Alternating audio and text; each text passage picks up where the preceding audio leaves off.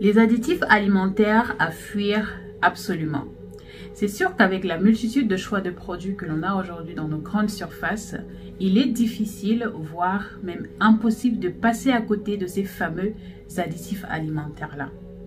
Ceci sans compter les allégations mensongères, les publicités qui nous sont bombardées à longueur de journée, les listes d'ingrédients de produits écourtées. À la fin de la journée, on ne sait plus trop ce qu'on achète et surtout ce que l'on mange. Dans cette vidéo, je vais te parler de 3 éléments que tu dois traquer sérieusement sur la liste de tes ingrédients.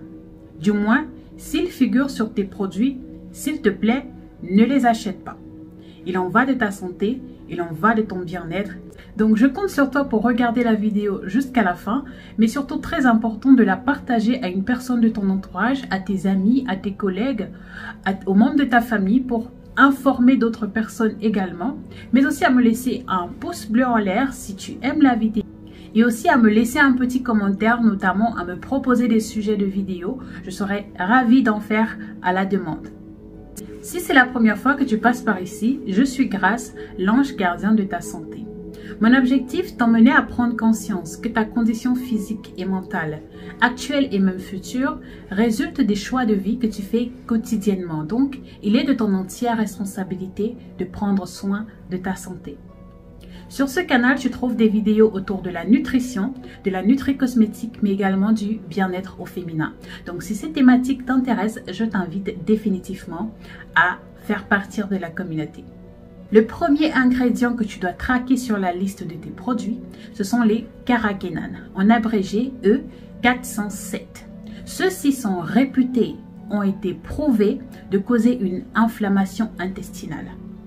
Les amis, pour ceux qui me suivent depuis longtemps, j'en parle toujours, encore, et je ne cesserai jamais d'en parler.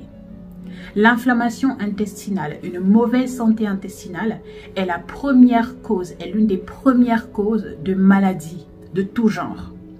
Si vous avez du mal, si vous êtes fatigué, si vous avez des maux de tête, si vous avez des carences alimentaires, si vous développez des maladies chroniques, il y a de fortes chances que vous ayez un problème au niveau de vos intestins. Nos intestins communiquent avec notre cerveau. C'est dans nos intestins que se passe la plupart des échanges nutritionnels. Donc, si elle est dysfonctionnelle, si elle n'est mal en point, vous allez le ressentir. Donc, je vous invite vraiment à traquer cet élément-là dans la liste de vos produits. Il est très courant dans tout ce qui est glace industrielle, dans tout ce qui est crème. Donc, franchement, on n'a pas besoin de cela. Je répète, pas de E407 dans nos produits. Le deuxième additif à traquer, c'est le E250 ou encore nitrite de sodium. Celui-ci est classé cancérigène et ce, depuis des années. Mais pour une raison ou pour une autre, il continue d'être utilisé dans tout ce qui est viande transformée. Je te parle ici tout ce qui est saucisson, tout ce qui est viande séchée, etc. Justement pour la conservation de la viande. Donc, si tu es un fan de chorizo, de saumon, de trucs et tout, il y a de fortes chances que tu aies déjà ingurgité une bonne quantité de nitrate. C'est connu de tous, les cancers de nos jours, c'est comme la fièvre. Limite, on aura peut-être tous un cancer un jour dans nos vies. Donc, il est impératif de mettre des choses en place. Il est impératif de passer à l'action tout simplement et de s'informer pour éviter certaines choses parce qu'on n'a pas besoin de cela. On n'a pas envie de finir avec un cancer parce qu'on aura consommé des aliments qui étaient censés nous nourrir. Je veux dire, c'est contre-intuitif. Le troisième additif sur ma liste, c'est le E621 ou encore glutamate monosodique. Dans les livres de sciences, de nutrition, il est généralement abrégé MSG. Alors, celui-ci est classé neurotoxique, c'est-à-dire qu'il va, n'est-ce pas, favoriser la dégénération des neurones, donc provoquer une mauvaise santé mentale, une mauvaise santé neurologique. Et il y a plein de maladies qui viennent avec, vous savez, la démence, les maladies d'Alzheimer, de Parkinson, les troubles du sommeil, les troubles de, comment ça s'appelle, les déficits d'attention, les troubles de la personnalité, bref, tout ce que vous savez là qui touche, n'est-ce pas, la santé mentale, eh bien, le glutamate monosodique est susceptible à un gros pourcentage quand même de provoquer cela. Donc, si vous avez l'habitude de consommer des plats préparés et des sauces industrielles, eh bien, vous vous exposez, n'est-ce pas, à cet élément-là.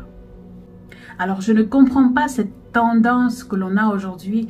On a la recherche, mais acharnée, de la facilité.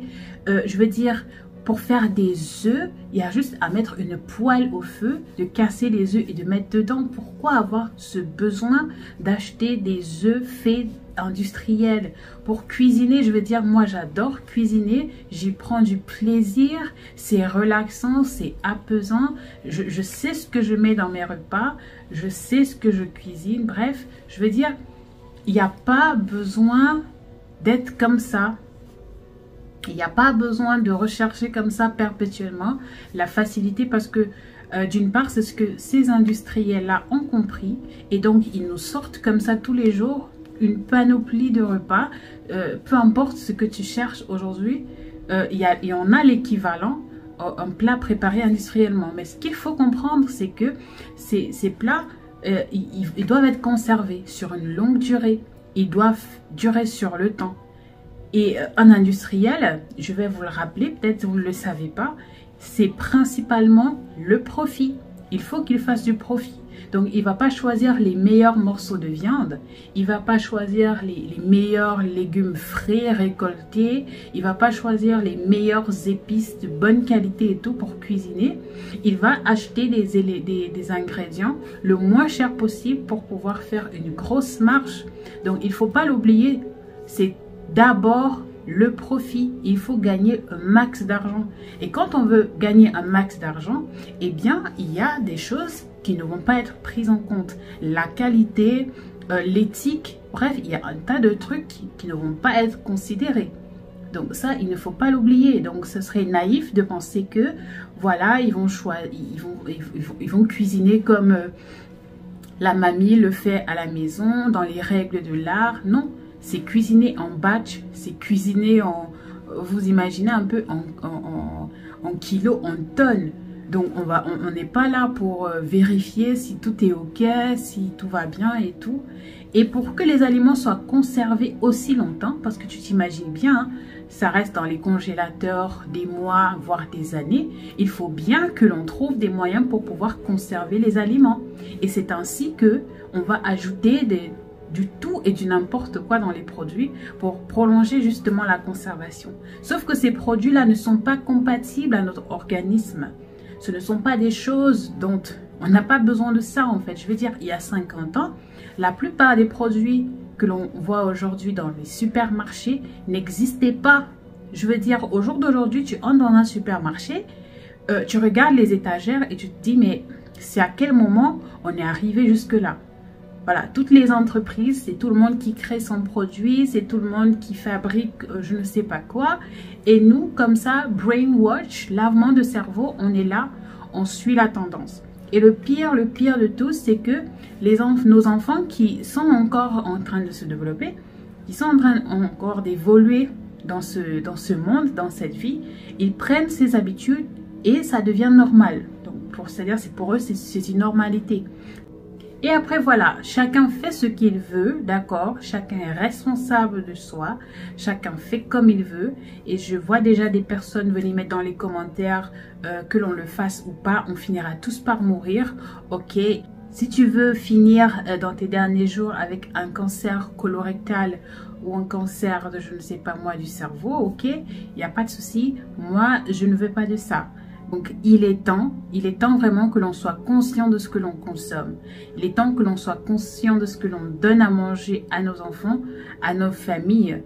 Je veux dire, au début, il y a quelques années encore, ce genre de repas était considéré comme des cheat meals, c'est-à-dire comme des repas qu'on consomme comme ça, allez, 2 fois tous les 6 mois par, voilà, pour, comment dire, pour ne pas être naze, pour être fun, etc.